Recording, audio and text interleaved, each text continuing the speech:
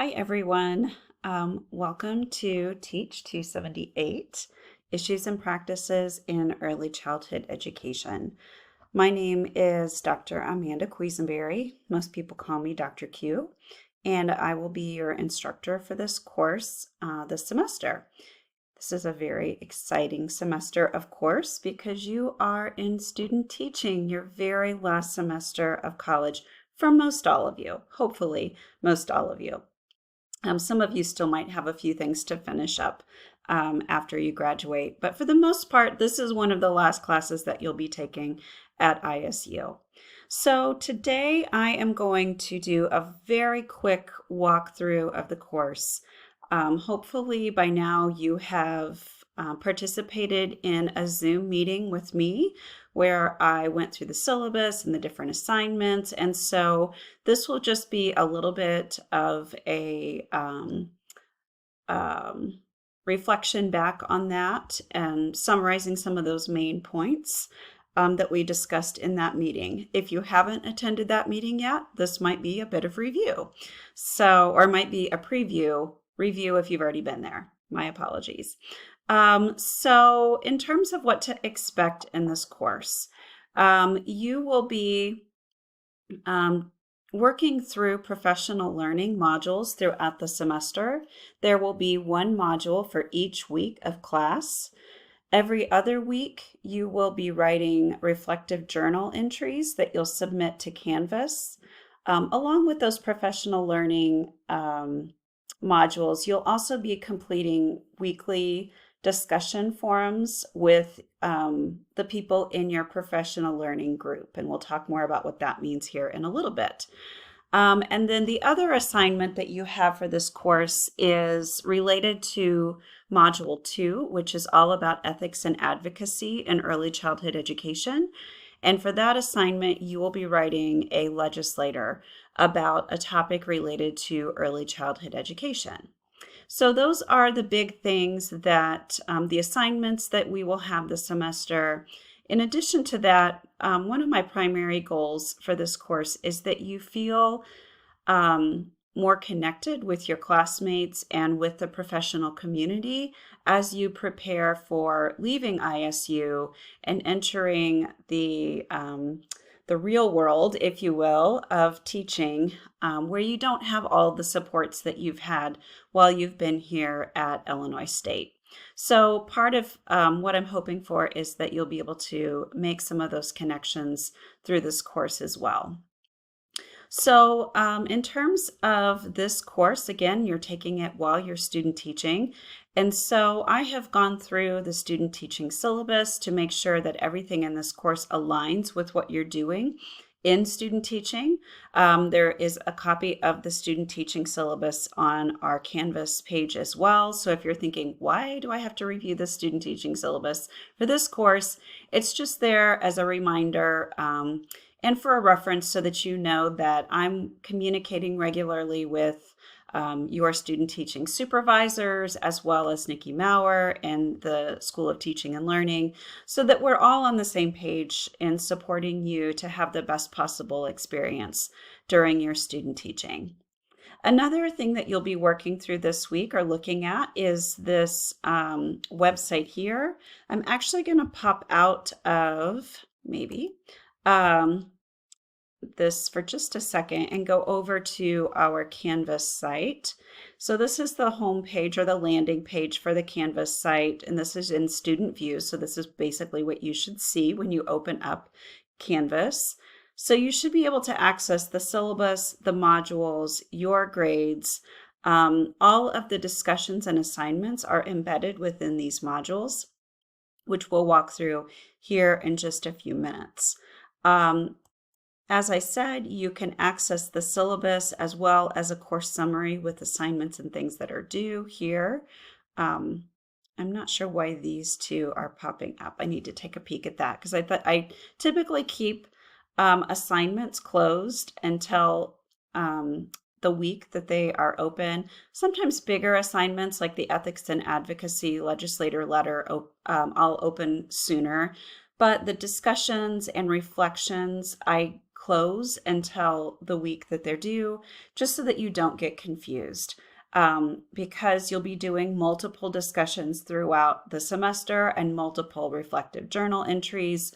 I don't want you to get, a little overwhelmed when you see lots of things that are open all at one time. Another way that you can avoid that confusion is just to work through the modules. So you'll see here that Module 1 is already open, so you should be able to go in and take a peek at the different things in Module 1, including the materials, which, like I said, one of those is that website, the survival tips, awesome student teaching survival tips.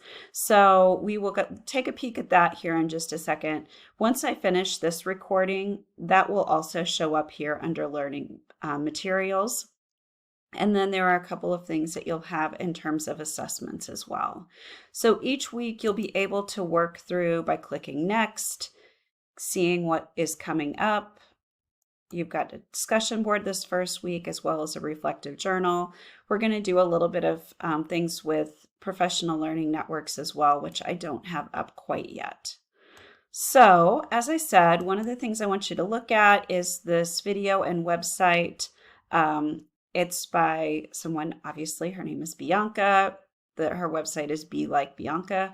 And these are some really good tips. This isn't like an absolute list of everything you should and shouldn't do when you're student teaching, but she's got some great tips for making the most out of your student teaching experience. So there's a video here. There's some different things for you to look through, of course, because it's a blog. Basically, there's lots of ads and stuff too, so you can just kind of skip past those. But your reflection or your discussion question for this week has got a few things to do from this website and web page as well. So take a look at that when you get a chance. All right, so I'm going to pop back over here. In terms of reminders, I will send out weekly reminders to you about things that are going on that week, things that you need to complete for this course. You'll see, if you haven't already, you'll also be getting weekly reminders from Nikki Maurer in the School of Teaching and Learning, just things that you should be doing as a part of your student teaching. I also get those emails so that I know what it is that you'll be doing and to make sure that things align between this course and your student teaching experience. Where to go to find information? You can always go to Canvas, take a peek at that. I didn't put the syllabus on here, but that's a great place to look, which we're going to look at the syllabus here in just a second. You can always reach out to your classmates. You all will be divided into two groups. If you've already attended the Zoom meeting, you will know which group you're in and how to figure that out. If you haven't yet, once you attend the Zoom meeting, you'll know more about that. Basically, the class is divided into two groups. Otherwise, if we do discussions in the modules and things like that, it gets to be too big with 22 people in the class. After you've checked Canvas, the syllabus, talked to your classmates, you can always, of course, reach out to me. If it's something to do with the course, this course, Teach 278, please reach out to me. If it's something to do with the student teaching requirements from ISU, reach out to your student teaching supervisor. If it's something to do with requirements for the school where you're placed or within the classroom where you're doing your student teaching, reach out to your cooperating teacher. So you'll catch on to this pretty quickly, and some of it's just common sense, but those are things to keep in mind as you're moving through these first few weeks of student teaching. But what I would really want you to think about and to reconfirm or to confirm or whatever the word is that I don't want you to go for a long time with questions and get frustrated about things. Please, ask somebody if you have questions. Everyone, for the most part, is more than happy to answer your questions. Again, we want student teaching to be as positive for you as possible. This is a very, very busy and sometimes stressful time for you, and we want to try to alleviate as much of that as possible. And if asking us questions about things, either me as your instructor, your supervisor, or your cooperating teacher will help you, please reach out. We're going to take a quick peek at the syllabus. This course is an asynchronous course. The only times that we will meet well, not face to face, but computer to computer screen, if you will, synchronously, will be that intro meeting that I've been talking about via Zoom that I sent a Google Doc out for you to sign up, and most of you probably have already attended. I will have a check-in at the midterm just to make sure everybody's doing okay, to just have a touch point midway through the semester. And I'll also offer a couple of opportunities for you to do your discussions that are due, or not your discussions, I'm sorry, your reflective journals that are due every other week via Zoom. So with those reflections, which I'm just going to go right down here to assignments because that's a good place to start. As I said, those are due every other week. The prompt is always the same. So the prompt every 2 weeks is write about something that you've learned, something you want to carry into your teaching practice, a challenge that you were able to overcome, and any questions that you might have.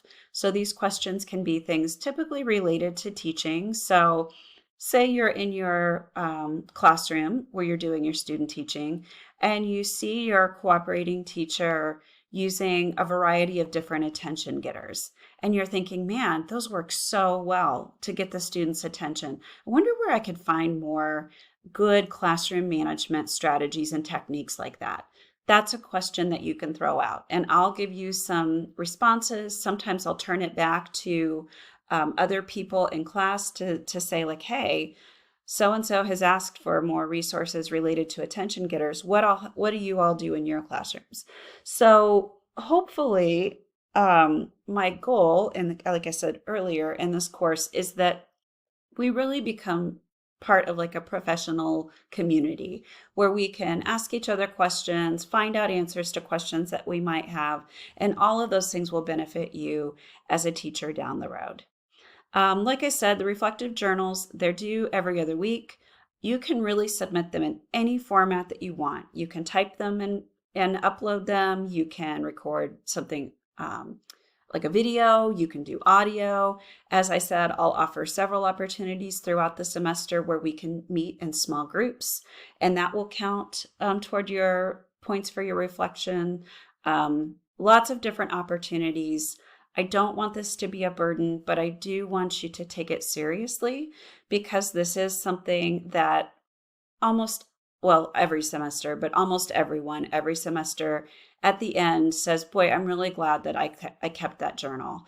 I knew that the time was going to go fast, but I had no idea how fast it was going to go. I'm glad that I have this to look back on, to really remember this experience and look back on questions that I had and answers to those questions and so on. So those are the reflective journals. As I said earlier, each week you'll be completing a professional learning module. For this assignment, there's a couple of different ways to look at this assignment. We're doing this on a couple of different levels. So the first several weeks of the course, I think the first 2 weeks to be exact, maybe 3. I have to go back. We'll look at the calendar here together in a second. I create these professional learning modules for you. And so I put together the readings that you'll be doing, a presentation, which is what I'm doing right now with voiceover, activities that you can do, resources related to the topic, and the discussion questions related to the topic. So the discussions that you'll be doing each week are embedded within these professional learning modules. Okay, so the first couple of weeks, I complete those. Then starting again, I think it's I'll pop down here, either week 3 or week 4. Oh, I don't have it. Who's doing what? Okay, that's okay. We'll talk about this in the Zoom meeting, so you may have already heard this information. I think it's in week 3. You all will sign up for topics. So you can see down below the different topics that we'll be covering each week with the professional learning modules. And each week, one of you or one of your classmates will be creating that module starting in week 3 through most of the rest of the semester. There are a couple like at the midpoint, and I think maybe one at the end that I complete. Otherwise, you are developing those modules. You're picking out the readings. this allows you to really become an expert on a topic and share that with your classmates. So it's almost like you're creating a webinar on this topic that you're sharing with your classmates. I would encourage you to, put this on your resume that you've created this professional learning module on this specific topic. So this really gives you the opportunity to become a mentor to others, to take a leadership role within among your peers, to share information about a topic that you do research and learn more about. So as a part of this, like I said, you'll be putting together readings, a presentation with voiceover, resources, interactive elements, and discussion questions for the module that you create. When you are not the person creating that module, you'll be working through each module that your classmates created, right? The week that you're creating your module, you will also moderate the discussion for that week. And so you'll be responding to the people in your group who are doing the discussion. And again, you created those discussion questions. So for that particular week, you get points for completing the discussion questions or discussion responses by responding to each of the people in your group. That gets a little bit confusing, but we'll talk more about that when that gets a little bit closer. Okay, so the professional learning module and online discussion sort of go together, although you get the 100 points for the professional learning module for creating it, for that week that you are the expert on that particular topic that you are creating the module about.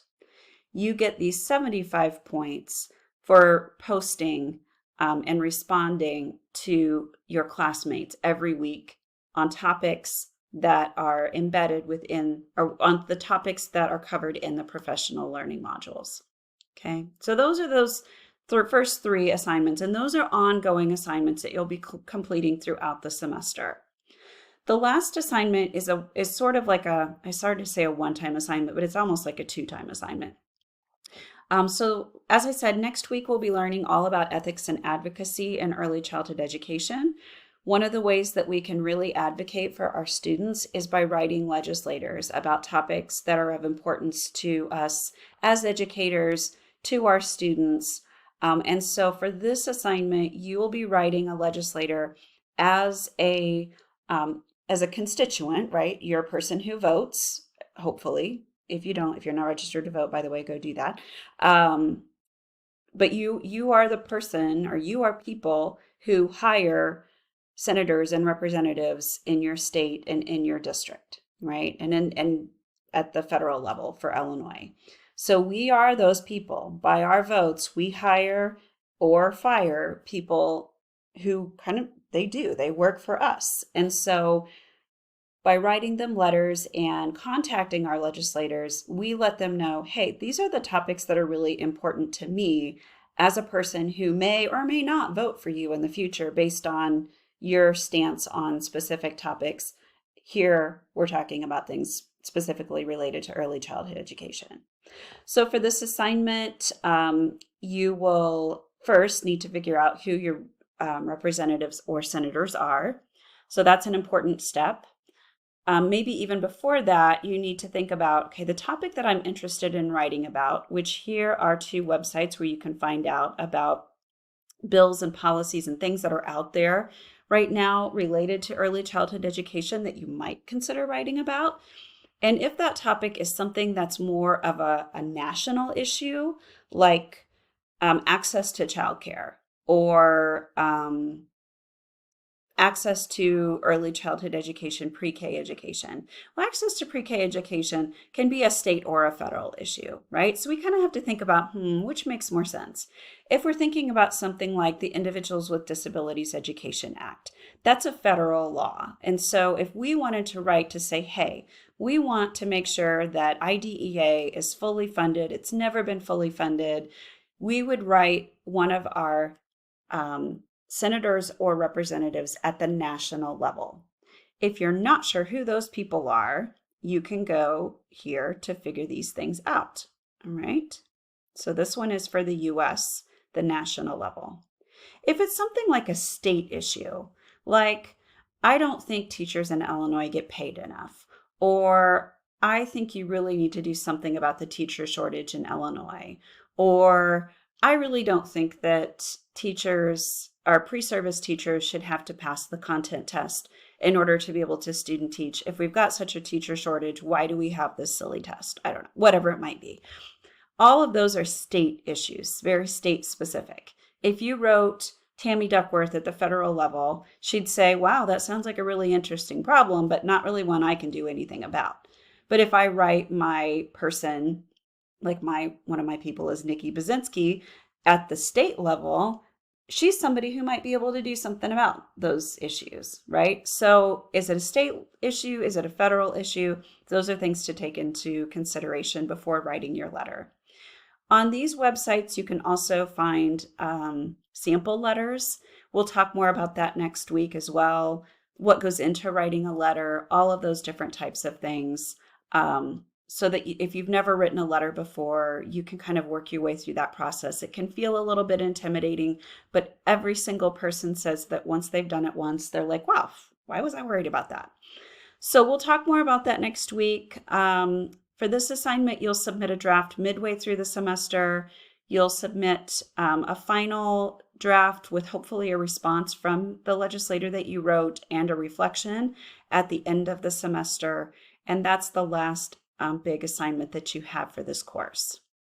There are other course policies that are very typical and other courses related to assignments, late assignments, meeting course requirements. Please don't plagiarize. Please don't use ChatGPT to write all your papers, all of those kinds of things, especially for things like reflections and discussion responses. It is obvious from me from the go if somebody has not written that themselves. So not that I think any of you would do that, but that's just something that's, if you get to the point where you're so stressed out and need to use that, contact me and we can work something else out. For communication, please use your ISU email. That's how I will get in touch with you. Check Canvas regularly, check your email regularly. It's easy with student teaching to get very busy. I will tell you 110%, the only people who have ever done poorly in this class are the students who just sort of drop off the face of the earth. It's like, I'm so busy with student teaching, I don't have time to think about that class, and I get it. But if you're starting to feel overwhelmed, again, please reach out to me. I cannot help you if I don't know you're having struggles. So please reach out to me if you are feeling overwhelmed, and we can try to figure something out so that you can complete the course successfully. That said, if you don't reach out to me eventually and are falling very far behind in the course, there's a possibility that you may have a disposition concern written for you by me. I don't throw these around. I just only use them when I feel like it's something that really needs to be done to help you get back on track if you have sort of veered off the path that you should be on to completing this course and student teaching successfully. Here you can see the course calendar, so you can see these various topics that will be discussed throughout the semester. So again, starting in week 3, you will be able to sign up for these professional learning modules to develop these. If you're a person who likes to get things done and one of those first few are a topic you're interested in, you might be interested in signing up for one of those. If a topic that you're really interested in is later in the semester and that works for you, that's fine too. All I ask is that when you go to sign up for these, that you don't sign up for one that someone has already signed up for. If you have your heart set on one and somebody's already signed up for it, I'm sorry. There are lots of great topics here that you can select from to create your professional learning modules. So how do you sign up for those, you might ask? At the end of the first week of classes, I will send out an email with a Google Doc that you can sign up for the topics and the dates that you are interested in doing your professional learning module. Whew, so I know that was a lot. We're going to pop over into professional learning networks here in just a second.